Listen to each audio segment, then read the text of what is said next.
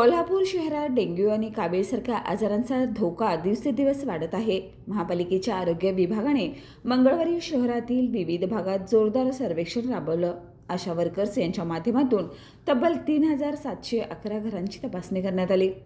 यात चिंताजनक बाब म्हणजे 36 घरांमध्ये डेंग्यू ढासांच्या आळ्या आढळल्या आहेत, तर 13 नागरिक तापाने ग्रस्त असल्याचं निदर्शनास आलंय। ढासांची पैदास रोखण्यासाठी 4361 घरातील कंटेनर तपासण्यात आले। यातील 28 कंटेनर रिकामे करण्यात आले असून 8 कंटेनरमध्ये औषध फवारणी करण्यात आली आहे। आरोग्य विभागाने 15343 नागरिकांची आरोग्य तपासणी केली असून 7 जणांचे रक्त नमुने तपासणीसाठी घेतलेत। शहरात जलजन्य आणि कीटकजन्य आजारांवर नियंत्रण मिळवण्यासाठी महापालिकेच्या नियंत्रण विभागामार्फत विशेष मोहीम राबवली जात आहे।